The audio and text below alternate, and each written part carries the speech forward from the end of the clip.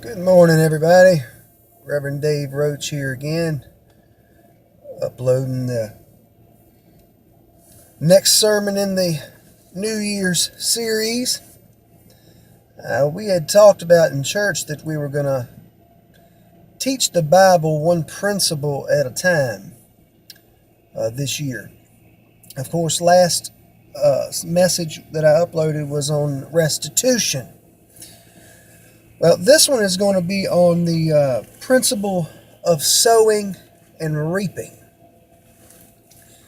Sowing and reaping. What does the Bible say about it?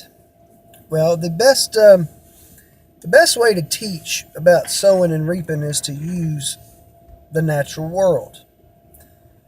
The natural world, the principles of sowing and reaping a harvest of crops is the best example that can be laid out for the explanation of the principle of sowing and reaping. And as I discussed with the church yesterday, there are three basic components of sowing and reaping. The raw materials, the seed, the labor, the ground, and the tools. Without any of those, there can be no harvest. Then you run into the second stage of sowing and reaping, which would be the actual care and maintenance of what has been sown. For that you need water. Once again, labor. Very labor intensive to bring forth a crop, whether it be corn or wheat or fruit or what have you. And then the third stage of the process is the harvesting and the storing of the crop that you're intending to grow, whatever that crop may be. Well, that process is exactly the same in the spiritual sense. For example, your seed that goes into the ground.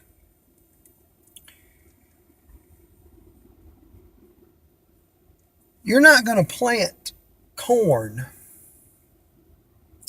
and reap wheat. And you can't expect that to happen in the natural sense. So very much in the spiritual world, when it comes to sowing and reaping, that is an old saying, and that is where it comes from the Bible. Whatever you put out there, it's what you're going to get back. There's another old saying that I'm waiting on the ship to come in. Well, did you ever send a ship out? You never send a ship out, you can't expect one to come in.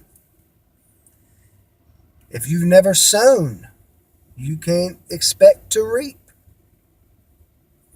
A lot of people will do this. They'll look at people around them in their lives, and they'll look at people who are successful, have good jobs and good families, and just their life seems to be running smooth and in order.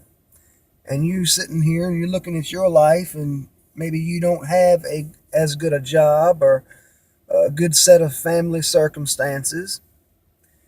Now that could be that you've made some bad decisions in your life. In other words, you have sown the seeds that produced your life. And everybody has done that. And you cannot be mad at the next man or woman because they have and you have not, if you didn't sow what they sowed. For example, if you spent your formative years partying, doing dope, staying out all night drinking, getting into trouble, and you find yourself now at 30 years old and you're still working at PetSmart, not that there's anything wrong with that if that's what you choose to do, but you can't be mad at the man or woman next to you who spent those formative years in medical school, because they sowed into their education of their time and of their labor. You sowed into your life partying, the seeds of partying and fun. And now it is time for the harvest. You are reaping or harvesting what you planted. So we cannot be mad at the next man, nor jealous. Just like the farmer can't be mad who plants one row of corn and his neighbor plants 10, and at harvest time he's got one row of corn and his neighbor's got 10 rows. You shouldn't be mad. He planted 10 and he got 10.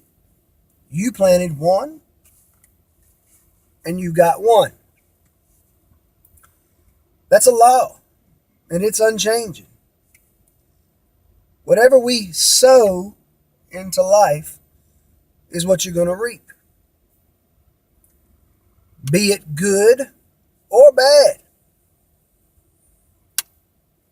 If you do the works of darkness, do not be shocked when harvest time comes and you reap the benefits of wickedness, because everything begets its own kind, all the way down to human beings. Life is contained in that seed that's put into the ground,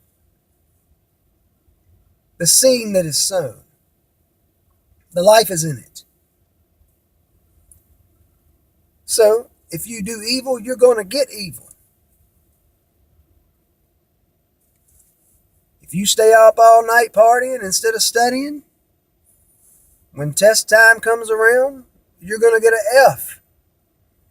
Do not be mad at the man or woman beside you who studied hard and now sees an A on that report card.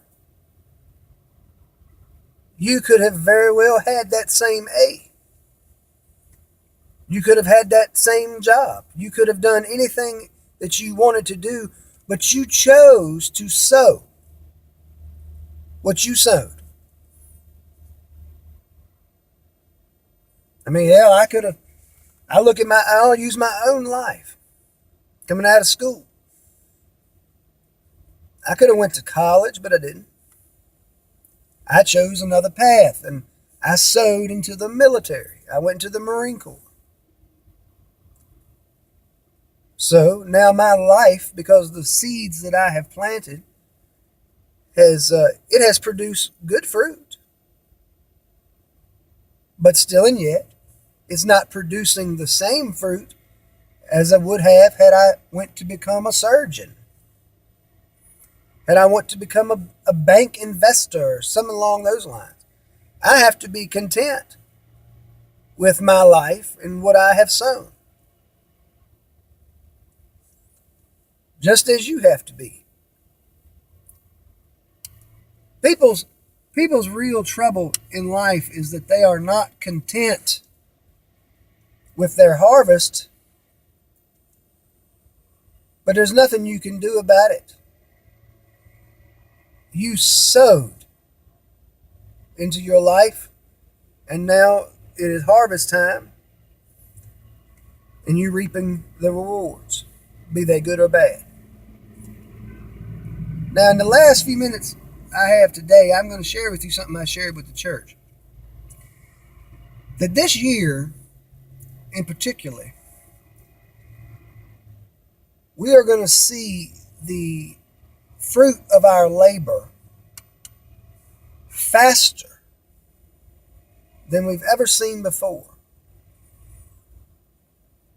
And that means good or bad. And I say this, for example, and it's been working itself out in my own life, and I'm sure it's going to work itself out in yours. That if you sow righteousness, you are going to reap it. If you bless somebody, you are going to be blessed. And it's going to be a very quick turnaround. The seed, there's like a super powered seed inside of us this year, that the things that we sow spiritually are going to manifest themselves in our life quicker. And the crop is going to come ready for harvest faster. If that be the case, you are going to be able to reap the benefits, if you will, of the evil that you sow. So I hope y'all keep that in mind this morning, people. That's the principle of sowing and reaping. You plant it, you tend to it, and it's going to come up, be it good or bad in your life. Till the next time, God keep you and bless you. I love you in the Lord.